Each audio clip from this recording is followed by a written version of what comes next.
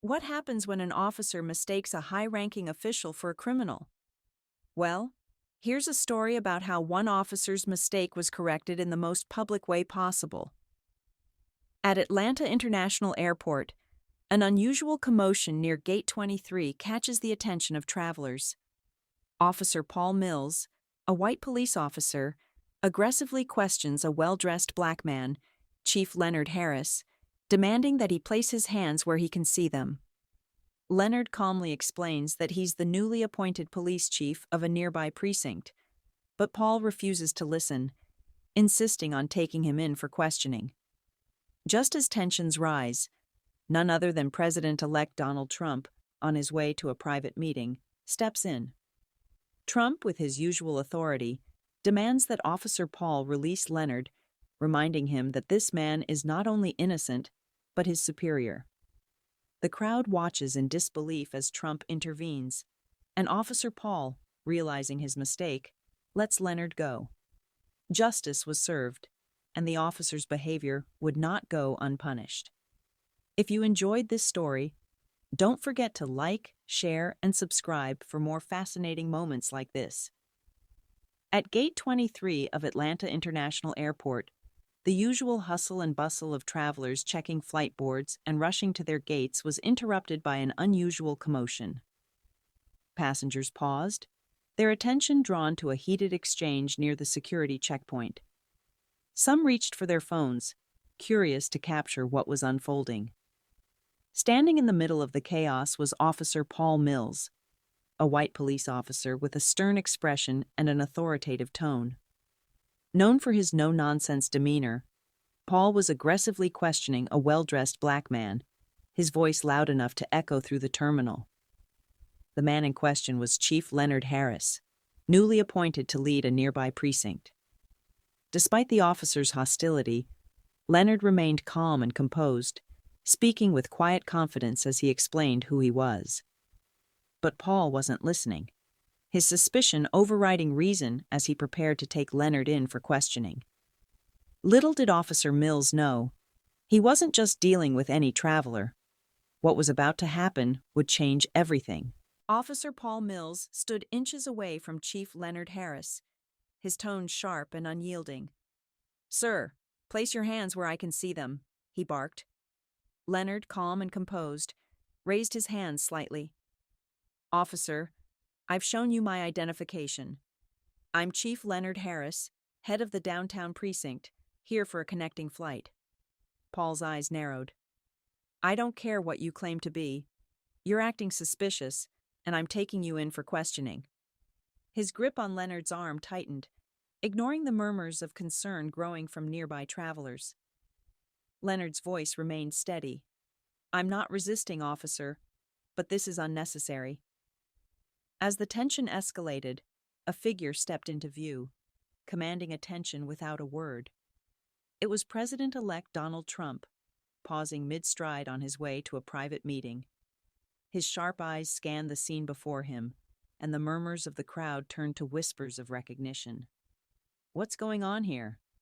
Trump's authoritative voice cut through the noise, making everyone, including Paul, freeze. Paul hesitated, visibly uneasy. "Sir, this man is acting suspicious, and I'm following protocol." Leonard calmly interjected, "I've already explained.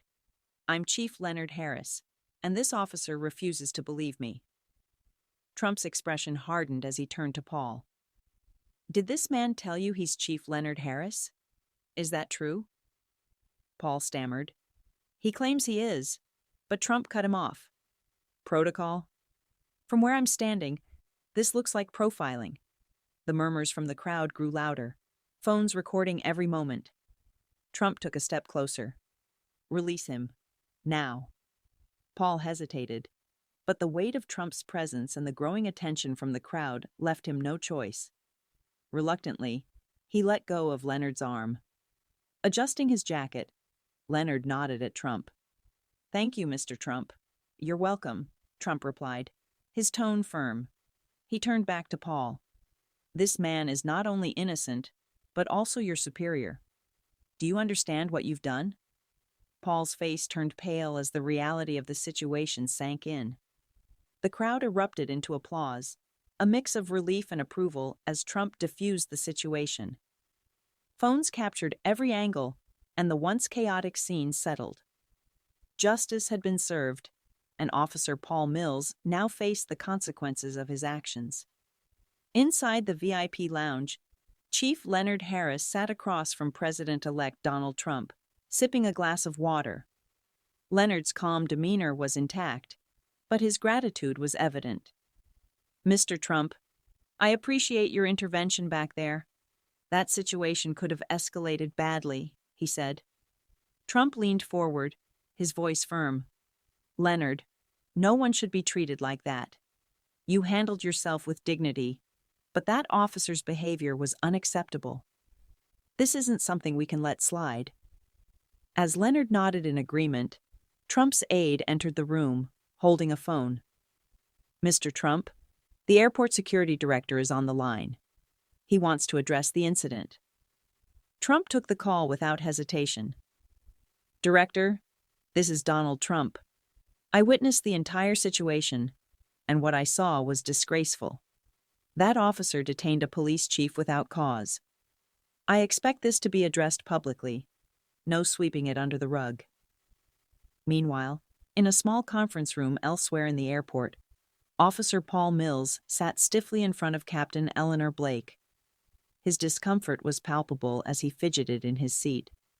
Captain Blake's voice was cold and direct.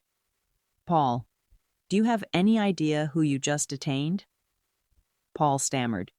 "He said he was a chief, but I didn't believe him." Blake slammed her hand on the table, cutting him off.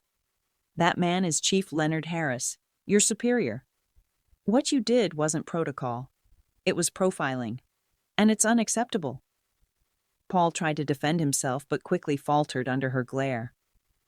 Blake continued, "Effective immediately, you're suspended pending a full investigation. And let me make it clear, if Chief Harris presses further, the consequences will be much worse." Paul sank into his chair, his earlier confidence replaced by a heavy sense of regret as he realized the full gravity of his actions. Inside the precinct office, Chief Leonard Harris walked into the room where Officer Paul Mills sat, his discomfort evident in the way he fidgeted. Leonard closed the door behind him, standing tall with a calm but commanding presence. "Officer Mills," Leonard began, his voice steady but firm, "do you understand why I'm here?" Paul looked down, his voice barely audible. "To reprimand me, I assume?" Leonard folded his arms, his gaze unwavering. "Not just to reprimand you, but to address what happened today. Your actions weren't just a mistake. They were a violation of the principles we stand for. I've faced men like you my entire career, officers who judge first and think later. That stops now." Paul's face flushed as Leonard continued. "This precinct will be a place where fairness and respect come first. Your suspension is just the beginning. You'll face the consequences of your actions, and I'll personally ensure this behavior has no place here."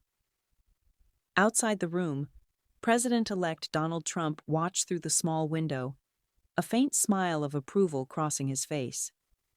Turning to an aide, he remarked, "That's leadership, addressing injustice with dignity and resolve. This is how things begin to change."